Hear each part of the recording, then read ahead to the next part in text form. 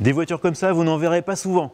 C'est la Furtive IGT, la première supercar conçue entièrement pour la propulsion électrique. Et cocorico, elle est made in France. Elle est fabriquée ici à Magny-Cours dans les ateliers d'Hexagon Motors. Hexagon qui nous ouvre exceptionnellement les portes pour un reportage sur cette voiture hors du commun. Que de chemin parcouru depuis la présentation du prototype de la Furtive IGT en 2010. Hexagon Motors finalise aujourd'hui la mise au point de sa supercar électrique et a déjà enregistré une soixantaine de commandes fermes. Les premières livraisons sont prévues pour 2014. Concrètement, la Furtive IGT se veut une sportive écolo, mais surtout à la française.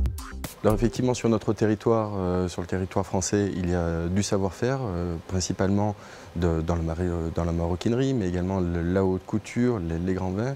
Et pourquoi ne pas appliquer tout ce savoir-faire de prestige, haut de gamme, y compris dans la sonorité, à un véhicule qui doit devenir un véhicule plaisir et qui peut rassembler performance et environnement, puisqu'aujourd'hui, avec les nouvelles technologies, ça devient possible. La Furtive IGT est un mariage des savoir-faire français dans tous les domaines. Côté luxe, les belles poteries sont fournies par un grand spécialiste de la maroquinerie. Côté technique, Saft fournit les batteries, Béringer les freins et Michelin s'est occupé des pneus et des réglages des trains roulants. Et tout à l'heure, on vous parlait de maroquinerie. C'était pas un mot en l'air. Regardez, bagagerie sur mesure. Et on peut en mettre jusqu'à 4 des sacs comme ça. Pas mal.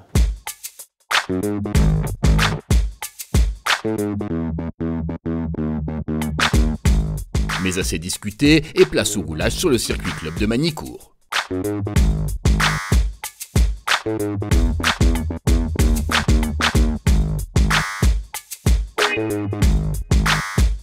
Donc je suis toujours avec Luc Marchetti, le PDG de Hexagon. Merci encore de nous prêter le volant de cette fabuleuse auto. Alors on est sur le circuit de Magny-Cours, alors c'est pas vraiment un essai, on va plutôt faire une petite prise en main rapide, quelques tours histoire de sentir un peu ce que cette voiture est capable de faire. Alors juste rappeler un petit peu les caractéristiques. Évidemment c'est une supercar 100% électrique. Il y a deux moteurs électriques à l'arrière, la puissance c'est 400 chevaux. Un peu plus de 400 chevaux et surtout la grosse particularité, une boîte à vitesse. Oui, alors justement, pourquoi mettre une boîte de vitesse sur une voiture électrique? Normalement il n'y a pas besoin. Pour plusieurs raisons. Et d'une, bien évidemment la performance, puisque plus on démultiplie, plus on a de couple à la roue. La seconde chose, si on veut aller vite, au contraire, il faut moins démultiplier. Et la troisième raison, c'est le rendement des moteurs électriques pour être toujours dans la bonne plage de rendement. Ok, donc là on est au bout de la ligne droite. Alors on va faire un petit test d'accélération. Vous croyez que je peux y aller là vraiment? C'est bon? Les pneus doivent être à peu près chauds. On va y aller, attention, c'est parti. 1, 2, 3. Ah ouais.